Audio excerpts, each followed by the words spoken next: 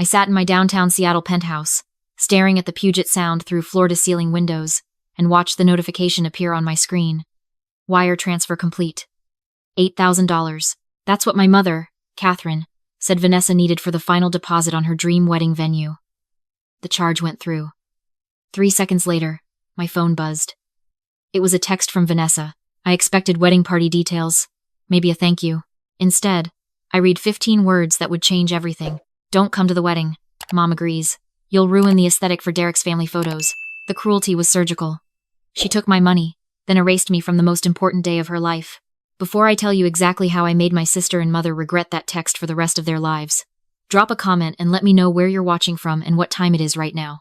I want to see how far this story reaches. I didn't cry. I didn't call her screaming. I just sat there in my $3.2 million condo that neither of them knew I owned, letting the words sink into my bones. My name is Maya. I'm 28 years old, and in that moment, watching the Seattle skyline light up as the sun set, I finally understood what I had always been to this family. I wasn't a sister.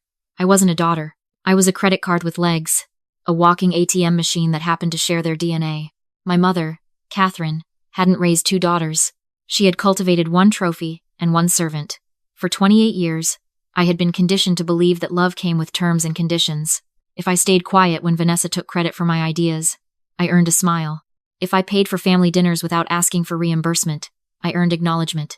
If I wired $8,000 for a wedding venue deposit, I earned the privilege of being tolerated. But apparently, I had miscalculated the exchange rate. My money was valuable. My presence was not. It took me back to being 12 years old. Vanessa's sweet 16 party. Mom had rented out an entire restaurant. There were 200 guests, a professional DJ, and a cake that cost more than our monthly mortgage. I spent the entire night in the kitchen helping the catering staff clean dishes because Mom said I was too young to socialize with Vanessa's friends. I was only 4 years younger, but that night, watching my sister blow out candles surrounded by people who adored her, I felt invisible. I felt like an accident. But sitting in my penthouse, watching the city lights flicker on one by one, I didn't feel invisible anymore. I felt powerful. They thought I was the struggling younger sister because I wore simple clothes and drove a 10-year-old Honda. They didn't know I had just sold my cybersecurity startup to a Silicon Valley giant for $35 million in cash. They didn't know this penthouse wasn't a rental. It was mine, purchased outright. They didn't know that while Vanessa was planning her $200,000 wedding, I had more money in my checking account than Mom had seen in her entire life. I stared at my phone. The text from Vanessa sat there like a slap that wouldn't fade. You'll ruin the aesthetic. I opened my banking app. Current balance, $35,847,000. I did the math in my head. Vanessa's wedding budget was $200,000. My net worth was 179 times that amount. I could buy her entire wedding 179 times over and still have money left for coffee. This wasn't heartbreak. This was liberation, a clean cut. They wanted aesthetic perfection, without the messy reality of who I actually was. Fine. I would give them exactly what they asked for. I opened my contacts, but I didn't scroll to friends. I scrolled to the people Mom had exiled from the family circle over the years. The imperfect ones. The divorced ones. The ones who asked too many questions. I started with Aunt Linda. Mom had cut her off 5 years ago after Linda got divorced and started therapy. Mom called her broken and said her energy was toxic to the family brand. Linda was now living in a small apartment in Tacoma, working 2 jobs. I texted her, "Pack your best dress. I'm flying you somewhere special next month. First class. All expenses paid." Then I found Uncle Robert, Mom's brother. She had uninvited him from family events after he came out as gay. Said his lifestyle didn't align with the image she wanted to project. I texted him too. "Remember me? Maya. I'm hosting something amazing. I want you there." I wasn't just planning a response. I was building a case. A living, breathing exhibit of everyone Mom had discarded in her pursuit of perfection. I checked Vanessa's wedding date. June 15th. Same day. Same city. I opened my laptop and started making calls. The next morning, I contacted Elite Events, the premier wedding planning company in Seattle. "I need a venue for June 15th, I said. "Something spectacular. Something that makes a statement." The coordinator, Amanda, pulled up her system. "June 15th is heavily booked," she said. "Most premium venues are reserved a year in advance for summer weddings." "Money isn't a concern," I said calmly. "Find me something that will stop people in their tracks." 2 hours later, Amanda called back. "I found something. The Rainier Grand Ballroom just had a cancellation. It's the most prestigious venue in the city, floor-to-ceiling windows overlooking Elliott Bay. Capacity for 300 guests. The deposit alone is $25,000. "Book it," I said. "And I want the works. Full catering, Premium bar, live jazz quartet, professional photographer, and a dessert display that people will remember for years. That's going to run approximately $180,000, Amanda said carefully. Perfect, I said. One condition. I want it scheduled for the exact same time as the wedding at the Belmont estate. There was a pause. That's unusual. May I ask why? Because I want people to have a choice, I said. I spent the next 3 weeks building my guest list. Not with Vanessa's country club friends or mom's society contacts. With real people. Aunt Linda, Uncle Robert, my college roommate Sarah, who mom had once called trashy because she worked as a waitress, my former coworker Diego, who mom said had an unprofessional handshake. Every person my family had deemed not good enough. I didn't just invite them. I sent them first-class plane tickets, if they lived out of state. I arranged car services. I booked hotel suites. This wasn't just an event. It was a statement. And statements require documentation. I hired Marcus, one of Seattle's top event photographers. Not for posed shots, but for capturing genuine moments. Joy, laughter, people being seen and celebrated exactly as they are. I wanted proof of life beyond mom's narrow definition of acceptable. June 14th arrived. The day before both weddings. I was at the Rainier Grand doing a final walkthrough when my phone rang. Vanessa. I almost didn't answer, but curiosity won. Maya, she said, her voice tight. Where's the final payment for the venue? I smiled. What do you mean? You said you'd cover the remaining balance. The Belmont estate needs $12,000 by tonight or they'll cancel. I said I'd help with the deposit, I corrected. Which I did. $8,000. The rest is on you. You can't do this to me, her voice cracked. Derek's family is flying in from New York. We have 200 guests confirmed. You promised. I promised the deposit, I said calmly. I kept my promise. You're the one who uninvited me from the wedding, remember? You said I'd ruin the aesthetic. So I'm staying away. Just like you asked. She hung up. 5 minutes later, Mom called. You selfish, ungrateful child, she hissed. Your sister needs you, and you're playing games. This is her special day. She uninvited me from her special day, I said. I'm just respecting her wishes. We'll figure out the money without you. Mom snapped. We always do. You're not as important as you think you are. You're absolutely right, I said. I'm not important. That's why I'm not coming to the wedding. I hung up and turned my phone on Do Not Disturb. I had my own event to prepare for. June 15th arrived with perfect Seattle weather. 72 degrees, clear blue sky, and a light breeze off the water. I checked my phone. Vanessa had posted an Instagram story that morning. A photo of her in her robe with the caption, "Marrying my best friend today," with 17 heart emojis. The comments were full of congratulations. Nobody knew what was happening behind the scenes. At the Rainier Grand, my guests were arriving. Aunt Linda walked in wearing a navy dress I'd had a stylist help her pick out. She looked stunning, confident, nothing like the broken woman Mom had described. She saw me, and her eyes filled with tears. Maya, she whispered, I've never been anywhere this beautiful. You deserve beautiful things, I said, hugging her. You always have. Uncle Robert arrived with his partner, James. They were holding hands, smiling, free. Your mom would have a heart attack if she saw me here, he laughed. Good thing she's busy elsewhere, I said.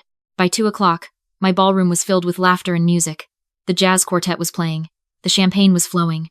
Marcus was capturing everything. Candid shots of people dancing, hugging, celebrating. This wasn't about aesthetic perfection. It was about joy. Real, messy, unfiltered joy. At 2:15, I opened Instagram. I posted a photo Marcus had taken. It showed the entire ballroom, windows overlooking the bay, guests raising champagne glasses. I didn't tag the venue. I didn't need to. Anyone from Seattle would recognize the Rainier Grand. I wrote the caption carefully. Every word mattered, celebrating love with the people who showed up when I had nothing. To those who weren't invited to today's other event, you're the real family. You're the ones who matter. You're the ones who get champagne and lobster and a view that money can't buy.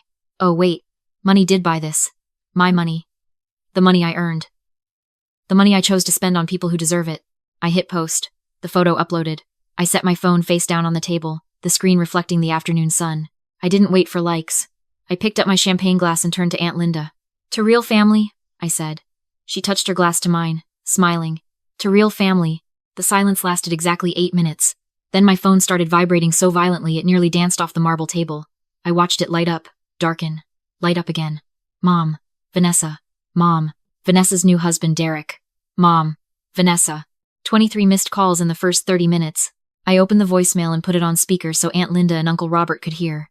Mom's voice came through, shaking with barely controlled rage. Take that post down immediately. People are asking questions. They're asking why you're at the Rainier Grand when Vanessa is getting married. They think we had 2 separate weddings. Take it down. The next voicemail was Vanessa, and she wasn't trying to control anything. She was screaming, "You vindictive bitch. Derek's mother just asked me why my sister is throwing a bigger party across town. She asked if we're not close. You're ruining my wedding day. Everyone is on their phones. They're looking at your post. Delete it right now or I swear I will never speak to you again." I took a sip of champagne.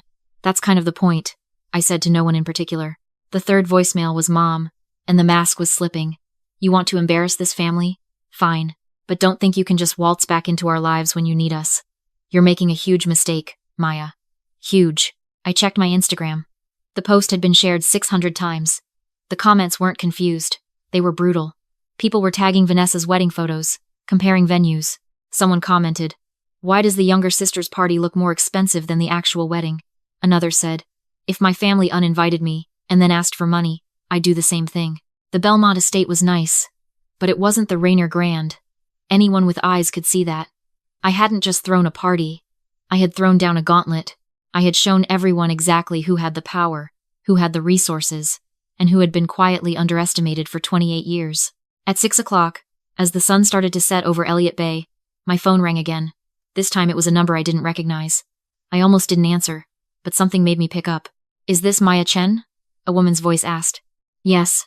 This is Patricia Monroe. I'm Derek's mother. I need to speak with you about something urgent." I stepped out onto the balcony. "What can I do for you, Mrs. Monroe?" "I want to apologize," she said. "I had no idea that Vanessa had uninvited you from the wedding. Derek just told me the full story, that you paid for the venue deposit and they excluded you. That's unconscionable." I didn't respond. I waited. "Derek and I are leaving the reception early," she continued. "We can't support a family that treats their own daughter like this. I wanted you to know. And I wanted to tell you that your event looks absolutely beautiful. You should be proud." "Thank you," I said quietly. "One more thing," Patricia said. "I told Vanessa that if this is how her family operates, Derek might want to reconsider some things. She's very upset." "I imagine she is," I said. "Good luck, Maya. You seem like a remarkable young woman." She hung up. I stood on the balcony, looking out at the water, and I felt something shift. This wasn't about revenge anymore. It was about being seen, being acknowledged, being valued not for what I could provide, but for who I was. At 9 o'clock, as my guests were finishing dessert, the security guard at the front desk called up. "Miss Chen, there are 2 women here, demanding to see you. They say they're family. Should I send them up?" "No," I said. "I'll come down." I took the elevator to the lobby. Mom and Vanessa were standing there, still in their formal wear. Mom's makeup was smudged. Vanessa's eyes were red. They looked exhausted. Defeated. "What do you want?" I asked. "We want you to delete the post," Mom said. "We want you to stop humiliating this family." "I haven't mentioned either of you by name," I said calmly. "I just celebrated with people I care about." "Everyone knows," Vanessa hissed. "Everyone knows this is about my wedding. Derek's family is asking questions. His mother practically called me a gold digger. She said I manipulated you for money." "Did you?" I asked. Vanessa's face flushed. "You owed me that deposit. After everything Mom and I have done for you." "Like what?" I asked. "Name one thing you've done for me in the last 10 years that wasn't transactional." Silence. "That's what I thought," I said. "Now, if you'll excuse me, I have guests upstairs who actually want me there." I turned to walk away, but Mom grabbed my arm. "You think you're so smart with your little tech job and your money, but you're nothing without this family. Nothing." I looked down at her hand on my arm, then back up at her face. "You're absolutely right," I said. "I am nothing without this family. That's why I'm better off without it." I pulled my arm free and walked back to the elevator. As the doors closed, I saw Mom's face crumble. Not with sadness, with rage. She wasn't losing a daughter. She was losing an asset. And narcissists don't grieve people. They grieve control. But I wasn't done yet. Because people like Mom and Vanessa don't just go away when they lose a fight. They escalate. They find new angles. They make one last desperate play to regain power. At 11 o'clock that night, after all my guests had left and I was back in my penthouse, my phone rang one more time. "Vanessa." "What now?" I answered. "I need to borrow money," she said, her voice small, different. "Derek's mother is making him return the wedding gifts. She says the marriage started on dishonest terms. We have to pay back the venue, the caterer, everything. We're $47,000 in debt, and you want me to bail you out. You're my sister," she whispered. "Please." I walked to my window, looking out at the city. "Do you remember my 12th birthday?" I asked. "What?" "My 12th birthday. You were 16. I asked Mom if we could have a small party, just cake and a few friends. She said no because it was too close to your sweet 16 and she didn't want to split the budget. Do you remember what you said to me? Silence. You said, Maya, not everything is about you. Learn to be happy for other people. So I'm going to give you the same advice, Vanessa. Learn to be happy for other people. Learn to solve your own problems. Learn that the world doesn't owe you anything just because you're pretty and you know how to smile. You're really not going to help me? I already helped you, I said. I gave you $8,000 and a valuable life lesson. You just didn't want to learn it. I hung up. This time, I blocked both numbers. Mom. Vanessa. I deleted the family group chat. I removed their contacts from my phone. 3 days later, I got an email from my lawyer. Vanessa had tried to sue me for emotional distress and defamation. She claimed my Instagram post had cost her marriage prospects and social standing. My lawyer laughed when he read it. She has no case, he said. You didn't mention her name. You didn't share any private information. You just posted about your own event. Make it go away, I said. Whatever it costs. Actually, my lawyer said, I have a better idea. We could countersue for the $8,000 venue deposit under false pretenses. She accepted your money knowing she was going to exclude you from the event. That's fraud. No, I said. Let her keep the money. Consider it severance pay. I'm buying my way out of this family, and $8,000 is a bargain. 2 weeks later, I got a text from an unknown number. It was Aunt Linda. Thank you for the most magical day of my life. You made me feel valuable again. I'll never forget it. Then Uncle Robert. You gave me and James something we never thought we'd have. Acceptance, celebration, family. Then Sarah, my old roommate. I always knew you were special. Now the whole world knows it too. I didn't respond to any of them with words. I just sent heart emojis. Sometimes the best revenge isn't making people regret what they did to you. It's showing them what they missed out on. It's building a life so full and beautiful that their absence is irrelevant. 6 months later, I was having coffee with Aunt Linda. She'd moved to Seattle, started a new job, and was dating someone kind. Have you heard from your mom? She asked carefully. No, I said, and I don't expect to. How do you feel about that? I thought about it. Really thought about it. I feel free, I said. For 28 years, I was trying to earn love from people who were never going to give it. I was fighting for a seat at a table that was built to exclude me. Now I've built my own table, and everyone's invited. Even them? Linda asked. If they apologized? I smiled. You can't apologize your way out of 3 decades of neglect. Sorry doesn't undo telling a 12-year-old she's not worth a birthday cake. Sorry doesn't undo taking someone's money and then telling them they're not good enough to celebrate with you. So you're done? I'm free. I corrected. There's a difference. Done means I'm bitter. Free means I've moved on. That night, I stood on my balcony overlooking the city. The same view I'd had the night I got Vanessa's text. But everything felt different now. Lighter. Clearer. I thought about the girl I used to be. The one who sat in the kitchen at her sister's sweet 16, feeling invisible. I wished I could go back and tell her what I know now. You're not invisible. You're just in the wrong room. And one day, you'll build your own room with floor-to-ceiling windows and a view that takes your breath away. And you'll fill it with people who see you, really see you. And you'll realize that being excluded from the wrong table was the best thing that ever happened to you. I didn't lose a family that day. I lost dead weight. I lost people who valued my wallet more than my heart. I lost the burden of trying to be good enough for people who would never think anyone was good enough. And in return, I gained something infinitely more valuable. I gained myself.